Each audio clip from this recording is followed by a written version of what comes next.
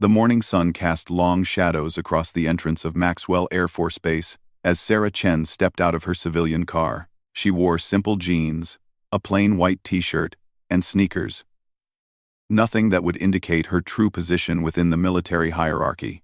Her dark hair was pulled back in a casual ponytail, and she carried only a small purse over her shoulder. To anyone watching, she looked like any other young woman in her early 30s. Sarah had deliberately chosen to dress down for this unannounced inspection.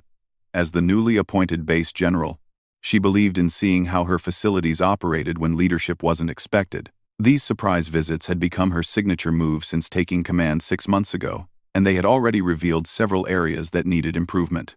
The main entrance gate buzzed with its usual morning activity.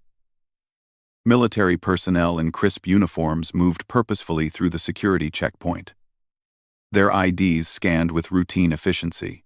Civilian contractors and visitors waited in a separate line, their temporary badges clearly visible.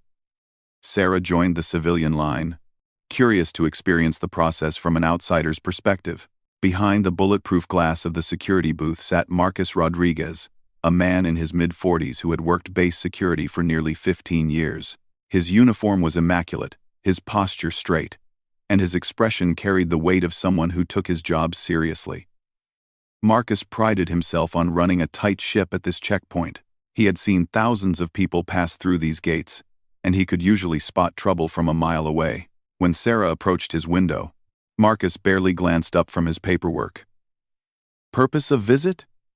he asked in a monotone voice, not bothering to make eye contact. "I need to access the administrative building," Sarah replied calmly, reaching into her purse for her identification. Marcus finally looked up, his eyes quickly scanning Sarah's casual appearance. His expression shifted slightly, taking on a skeptical edge. In his experience, important visitors to the administrative building were usually older men in suits or high-ranking military officers in uniform. This young woman in jeans didn't fit either category. "First time here?" Marcus asked, his tone carrying a hint of condescension. "Not exactly," Sarah replied, maintaining her composure despite the guard's obvious assumptions. "Let me see your ID and visitor authorization," Marcus said, extending his hand with exaggerated patience, as if explaining basic procedures to a child. Sarah handed over her military identification card. Not a visitor's pass, but her official credentials. Marcus took the card without really looking at it, instead focusing on Sarah's youthful appearance and casual dress. "Miss," he said with a smirk, "I don't know what kind of game you're trying to play here, but this is a secure military installation. You can't just walk up here with some fake ID and expect to get on base." The other people in line began to take notice of the conversation. A few contractors waiting behind Sarah exchanged glances, while some military personnel at the adjacent checkpoint started to turn their heads toward the commotion. "I'm sorry?" Sarah asked, her voice still calm but with a slight edge that Marcus completely missed. "Look, sweetheart," Marcus continued, clearly enjoying what he perceived as his authority over this obvious pretender. "I've been doing this job for 15 years. I can spot a fake ID from across the room. This little card you've given me? Amateur hour. You probably got it made at some shop downtown." He held up Sarah's genuine military identification card and shook it dismissively. "The photo quality is too good. The text is too clear. And honestly, you look nothing like what a real military officer would look like. Real officers have bearing, discipline. They dress appropriately for their position." Sarah felt her jaw tighten slightly, but she maintained her professional demeanor. "Sir, I assure you that identification is completely authentic. Perhaps you should run it through your verification system." Marcus laughed, an actual laugh that drew more attention from the growing crowd of onlookers. "Verification system? For this obvious fake? I'm not wasting government time and resources on whatever scam you're trying to pull here." He leaned back in his chair, crossing his arms over his chest. "Let me guess, you're probably some blogger or reporter trying to get a story about base security. Well, congratulations. You just discovered that we don't fall for amateur tricks." The morning shift supervisor, Staff Sergeant Jennifer Walsh, happened to be walking past the checkpoint when she noticed the unusual situation developing. She had been on the base for 8 years and had worked closely with Marcus for most of that time. She trusted his judgment and assumed he was handling some sort of security threat. "Everything okay here, Rodriguez?" she called out from several feet away. "Just dealing with another wannabe trying to get on base with fake credentials, Sergeant," Marcus replied loudly enough for everyone to hear. "Some people think they can just print up official-looking documents and waltz onto a military installation." Sarah closed her eyes for a moment, taking a deep breath. She had hoped this inspection would focus on more substantial security issues, not basic competency and identification verification. The irony wasn't lost on her that the biggest security risk she had discovered so far was the security team's unwillingness to actually verify credentials. "Sir," she said, her voice now carrying a subtle authority that Marcus still failed to recognize, "I strongly recommend that you scan that identification card through your system before making any further assumptions." "Assumptions?" Marcus's voice rose slightly. "Lady, I don't make assumptions. I make observations based on 15 years of experience. And my observation is that you're trying to perpetrate fraud against the United States military." The crowd around the checkpoint had grown larger. Several junior enlisted personnel had stopped to watch the confrontation, whispering among themselves about the unusual situation. Some recognized that something was off about the entire interaction, though none could quite put their finger on what it was. A young airman, first class, named Thompson, who had recently completed his security training, approached the booth from the military personnel side. He had been watching the interaction with growing concern and finally decided to speak up. "Excuse me, Marcus," he said quietly, "but shouldn't we actually verify the ID before making a determination? That's what the manual says we're supposed to do." Marcus turned to face Thompson with irritation. "Thompson, when you've got 15 years under your belt, then you can tell me how to do my job. Until then, stick to checking lunchboxes and vehicle passes." Sarah observed this exchange with professional interest. The junior airman was following proper procedure, while the senior guard was operating on assumptions and prejudice. This was exactly the kind of systemic issue she had been hoping to identify during her unannounced inspections.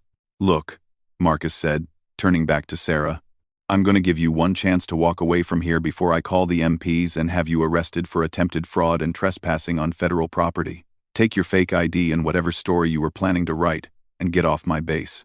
The emphasis on "my base" particularly caught Sarah's attention. She had noticed this type of territorial behavior among some long-term security personnel before, a sense of ownership that sometimes clouded their judgment and made them forget they were serving the mission, not ruling their own little kingdoms. "I appreciate your dedication to base security," Sarah said carefully. "But I really must insist that you verify my credentials through proper channels before making any final decisions." "Final decisions?" Marcus stood up in his booth, making himself as imposing as possible. "The final decision was made the moment you tried to pass off this obvious fake as real military identification." Security. He reached for his radio, preparing to call for backup to deal with what he was convinced was an attempted security breach. The situation had escalated far beyond what Sarah had intended for her simple inspection, but it was providing invaluable insight into the real state of security procedures at her own base. Staff Sergeant Walsh had moved closer during the exchange and was now standing just a few feet from the booth. She had worked with Marcus long enough to trust his instincts, but something about this particular situation felt different. The woman in jeans wasn't acting like the usual troublemakers they encountered. She was calm, professional, and seemed genuinely puzzled by Marcus's refusal to verify her identification. "Marcus," Walsh said quietly, "maybe we should just run the ID through the system. It'll only take a minute, and then we'll know for sure."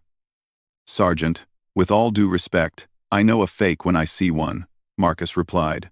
"We don't need to waste system resources on obvious fraudulent documents." As he reached for his radio to call for additional security, Sarah made a decision. This inspection had already provided more insight than she had anticipated, and she could see that the situation was about to spiral into something much more complex. The last thing she wanted was for MPs to arrive and potentially escalate the confrontation further. "Before you make that call," she said, her voice taking on a tone of authority that finally caused Marcus to pause, I suggest you take one more look at that identification card. Look at it carefully this time. 4-4. Something in her voice made Marcus hesitate. For the first time since the interaction began, he actually looked down at the ID card in his hand and began to read it properly. His eyes moved across the text, taking in details he had dismissed earlier. The color drained from his face as the words began to register. The morning sun continued to stream through the windows of the security booth, but the atmosphere around the checkpoint had completely changed. What had begun as a routine security interaction was about to become something that would be talked about on the base for years to come. Marcus's hands began to tremble slightly as he held the identification card closer to his face. The official seal of the United States Air Force gleamed under the fluorescent lights of the security booth. His eyes moved slowly across the text, reading each word with growing horror. The rank designation was clearly printed in bold letters: Brigadier General. Below that, the name Sarah M. Chen, and at the bottom, the position that made his blood run cold: Commanding Officer, Maxwell Air Force Base. The card fell from his fingers and clattered onto the desk of the security booth. Marcus stared at it, as if it were a live grenade, his mind racing to process what he was seeing. This couldn't be real. The base commander was supposed to be some grizzled old veteran with gray hair and a chest full of ribbons. Not this young woman in jeans and sneakers. That's not possible, he whispered, more to himself than to anyone else. Sarah watched his reaction with professional detachment, though internally she was cataloging every aspect of this interaction for the comprehensive review she would be conducting. "Is there a problem with my identification, Sergeant Rodriguez?" she asked, using his name for the first time, and noting how he flinched when he heard it. Marcus looked up at her face, then back down at the ID card, then back at her face again. The photo was unmistakably her. The same dark hair, the same intelligent eyes, the same slight smile, but his mind was struggling to reconcile the casual civilian appearance with the highest rank on the base. "Ma'am, he started, then stopped, unsure of how to proceed. His 15 years of experience had suddenly become worthless. He had never encountered a situation like this before. Staff Sergeant Walsh had moved close enough to see the ID card on the desk. When she read the rank and position, her face went completely white. She immediately snapped to attention, her body rigid with military bearing. "Oh my God," she breathed. "General Chen?" The words carried across the checkpoint area like a shockwave. Several military personnel who had been watching the confrontation suddenly straightened their posture. The young airman Thompson, who had suggested following proper verification procedures, felt his stomach drop as he realized what had just happened. Sarah nodded calmly to Staff Sergeant Walsh. "Good morning, Sergeant. I was hoping to conduct a brief inspection of the facility this morning." "Yes, ma'am. Absolutely, ma'am," Walsh replied, her voice several octaves higher than normal. She turned to Marcus with a look of pure panic. "Rodriguez, do you realize what you've done?" Marcus was still staring at the ID card, as if it might suddenly reveal itself to be an elaborate joke. His career flashed before his eyes. 15 years of solid service. Commendations for his attention to detail. Pride in his work. All of it potentially destroyed because he had been too arrogant to follow basic verification procedures. "General, I deeply apologize," he stammered, finally looking up at Sarah. "I should have verified your identification immediately. There's no excuse for my behavior." Sarah retrieved her ID card from the desk and returned it to her purse. "No, there isn't," she agreed. "But what concerns me more is your unwillingness to follow standard operating procedures. Can you explain to me why you refused multiple requests to verify my credentials?" The question hung in the air like a sword. Marcus knew that anything he said could potentially make the situation worse, but he also knew that dishonesty would be even more damaging. "Ma'am, I made assumptions based on your appearance," he admitted, his voice barely above a whisper. I assumed that someone in your position would be older, would be in uniform." "You assumed," Sarah repeated. "And based on those assumptions, You were prepared to call the MPs and have me arrested for attempted fraud? Yes, ma'am. The words came out like a confession. By now, word had begun to spread throughout the checkpoint area. Personnel were discreetly pulling out their phones to text colleagues about the incredible scene unfolding at the main gate. The story would be all over the base within hours. Their commanding officer had been treated like a common criminal by their own security team. Young Airman Thompson approached the group hesitantly. General Chen? Ma'am? I want you to know that I suggested following proper verification procedures. I tried to tell him we should check the system. Sarah looked at Thompson with interest. What's your name, Airman? Thompson, ma'am. Airman First Class Michael Thompson. How long have you been working security, Thompson? Just 3 months, ma'am. I finished my security training in September. Sarah nodded. And in your 3 months of experience, you understood that identification should be verified through proper channels. Yes, ma'am. That was emphasized repeatedly during training. The contrast was stark and obvious to everyone present. The newest member of the security team had tried to follow procedure, while the most experienced guard had ignored it entirely. Marcus felt his face burning with shame as he realized how this would look in any official report. Sergeant Walsh, Sarah continued, turning to the shift supervisor. How often do you conduct refresher training on identification verification procedures? Walsh was still standing at rigid attention, sweat beginning to form on her forehead despite the cool morning air. We conduct quarterly training sessions. Ma'am, the last one was in August. And was Sergeant Rodriguez present for that training? Yes, ma'am. Perfect attendance record. Sarah made a mental note. This wasn't a case of someone not knowing the procedures. It was a case of someone choosing not to follow them. That made the situation significantly more serious from a security standpoint. I'm curious about something else, Sarah said, addressing Marcus directly. You mentioned that you've been doing this job for 15 years and can spot fake identification from across the room. In all that time, how many actual fake military IDs have you encountered? Marcus shifted uncomfortably. Well, ma'am, there haven't been many confirmed cases of fake military identification. How many? Sarah pressed. Actually, none that turned out to be genuine attempts at fraud, ma'am. The admission hung in the air. Despite his claims of expertise in spotting fake credentials, Marcus had never actually encountered a real fake military ID. His entire justification for bypassing verification procedures was based on theoretical experience rather than practical knowledge. A crowd of base personnel had gathered at a respectful distance, drawn by the unusual commotion at the main gate. Among them were several officers who recognized General Chen and were watching the proceedings with a mixture of fascination and horror. They all understood the implications of what was happening. Colonel James Mitchell, Sarah's deputy commander, had been driving onto the base when he noticed the crowd gathered around the security checkpoint. When he saw his commanding officer standing there in civilian clothes, surrounded by security personnel and an obviously distressed gate guard, he quickly parked his vehicle and approached the group. General Chen, he called out as he walked over. Is everything all right here? Good morning, Jim, Sarah replied calmly. I was just conducting an impromptu inspection of our security procedures. It's been quite educational. Colonel Mitchell took in the scene, the pale-faced security guard, the rigid staff sergeant, the young airman who looked like he wanted to disappear, and his commanding officer standing calmly in the center of it all. His military experience told him everything he needed to know about what had transpired. I see, he said carefully. Shall I escort you to your office, ma'am? In a moment, Sarah replied. I'd like to complete this security assessment first. She turned back to Marcus, who was now visibly trembling.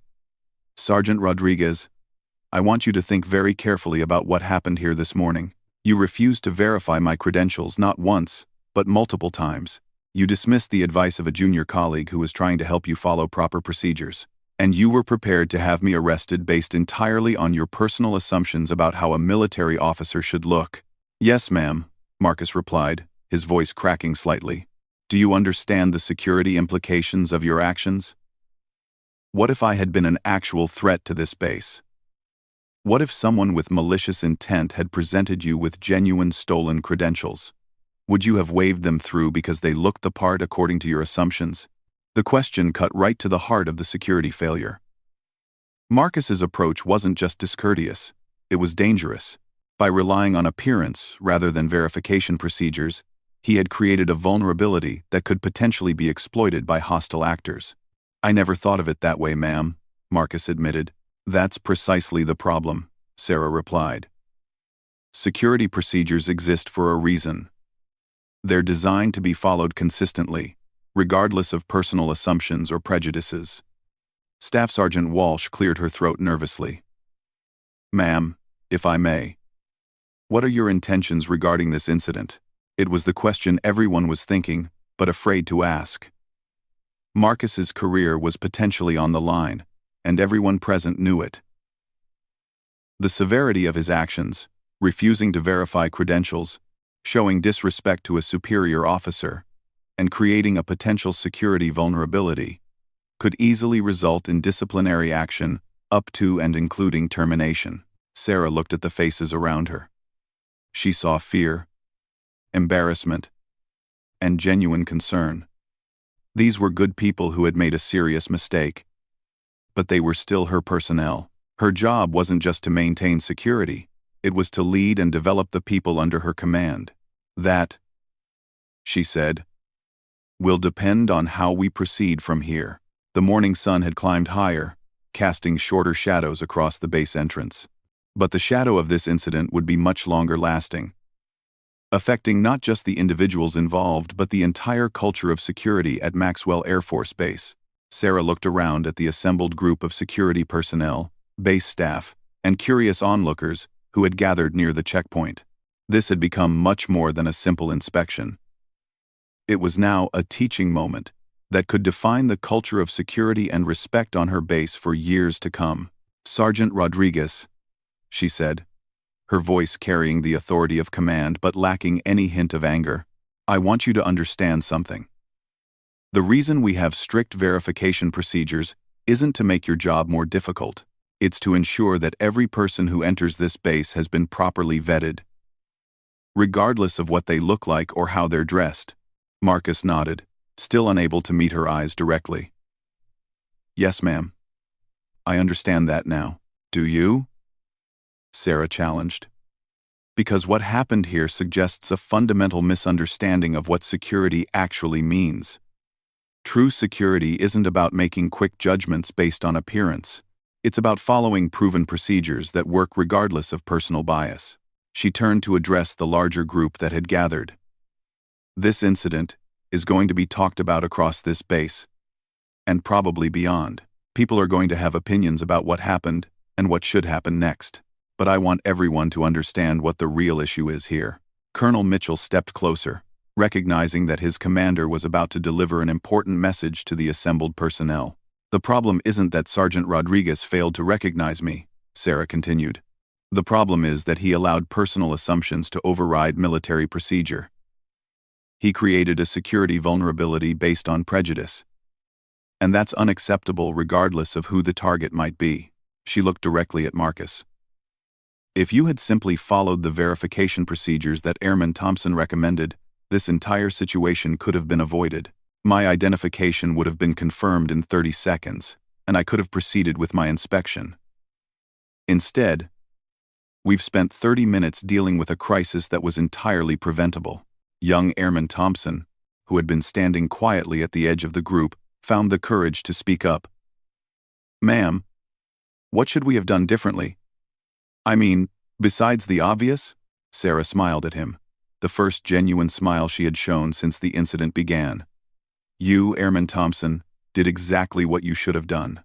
You recognized that procedure wasn't being followed, and you spoke up.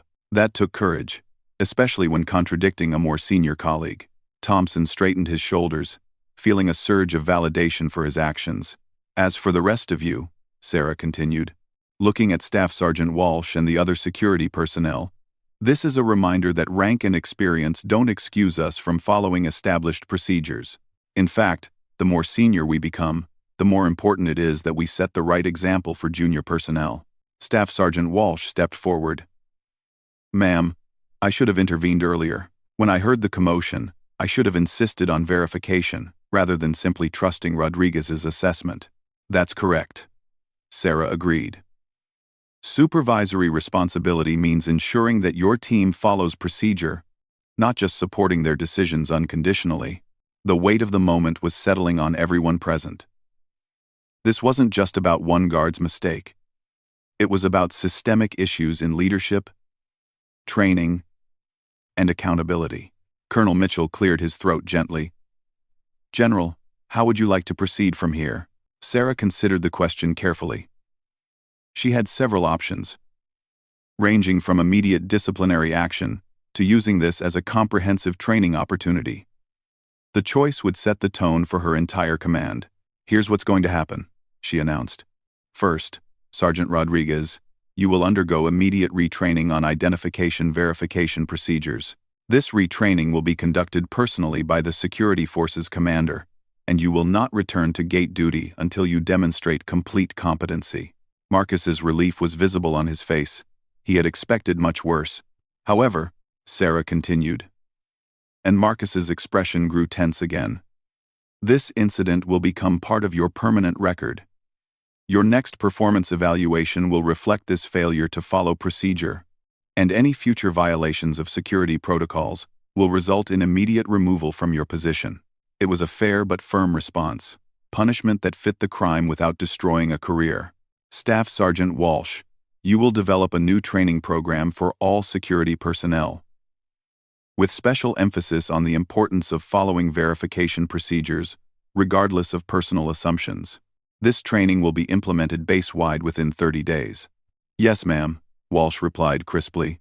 "Airman Thompson," Sarah said, turning to the young airman, "your actions today demonstrate exactly the kind of integrity and attention to procedure that we need in our security forces. I'll be recommending you for advancement in the next promotion cycle." Thompson's face lit up with surprise and gratitude. "Thank you, ma'am." Sarah addressed the entire group once more. "I want everyone here to understand that this base operates on principles of respect, professionalism, and adherence to established procedures. We don't make assumptions about people based on their appearance, their age, their gender, or any other superficial characteristic. We treat every individual with dignity and follow our protocols consistently." She paused, letting her words sink in before continuing. "This incident could have been much worse. What if Sergeant Rodriguez had refused to verify the credentials of someone who actually posed a threat to this base? What if his assumptions had led him to wave through someone dangerous because they looked military? The consequences could have been catastrophic." The crowd was listening intently, understanding that they were witnessing a defining moment in the base's culture. "I also want to address something else that's been troubling me about this interaction," Sarah said. "Sergeant Rodriguez, when you spoke to me, you used terms like sweetheart and made dismissive comments about my appearance.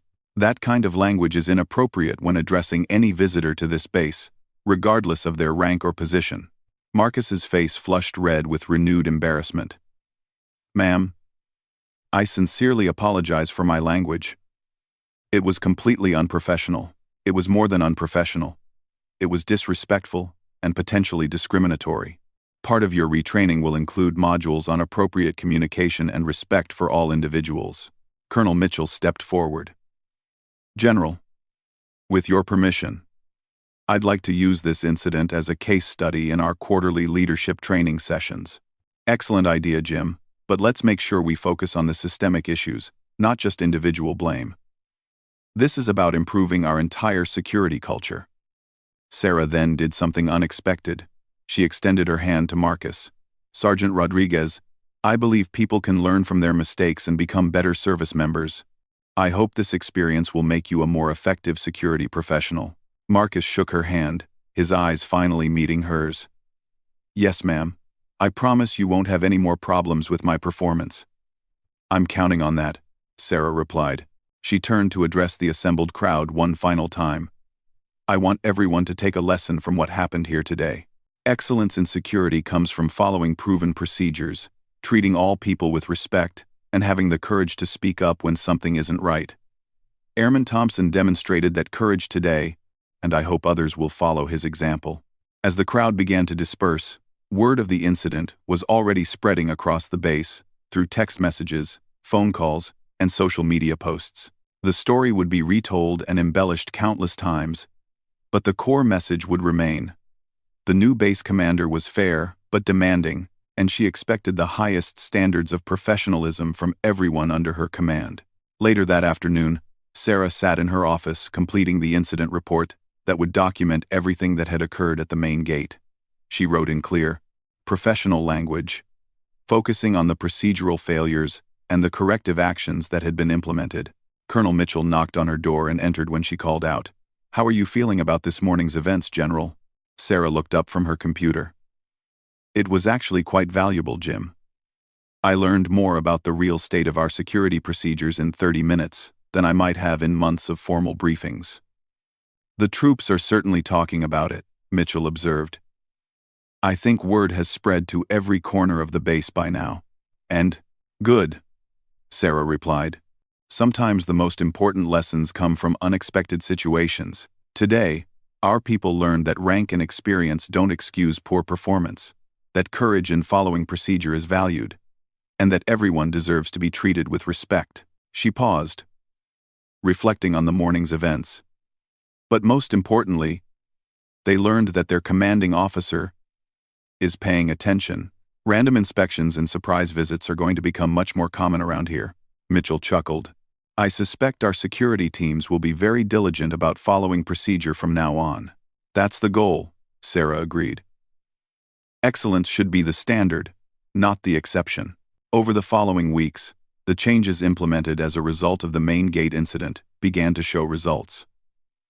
Security procedures became more consistent across all checkpoints. Personnel reported feeling more confident about challenging decisions that didn't align with established protocols. And most importantly, the culture of respect and professionalism that Sarah had demanded became the norm rather than the aspiration. Marcus Rodriguez successfully completed his retraining and returned to gate duty with a newfound appreciation for the importance of following procedure. He became one of the most thorough and respectful security personnel on the base, often sharing his story with new arrivals as a cautionary tale about the dangers of making assumptions. Airman Thompson received his promotion ahead of schedule and eventually became a security forces instructor, teaching new personnel about the importance of having the courage to speak up when procedures weren't being followed. The incident at the main gate became legend on Maxwell Air Force Base, told and retold as an example of how one moment of poor judgment could have far-reaching consequences, but also how leadership could turn a crisis into an opportunity for growth and improvement. For Sarah Chen, it was confirmation that her approach to leadership was working. By combining high standards with fair treatment, unexpected inspections with clear expectations, she was building the kind of professional culture that would serve the mission and the people under her command for years to come. The morning sun that had witnessed the confrontation at the main gate continued to rise each day over a base that had learned valuable lessons about respect, procedure, and the true meaning of security. And every time a guard checked an ID card through the proper verification system, Marcus Rodriguez's mistake served as a reminder that assumption and prejudice have no place in professional military service.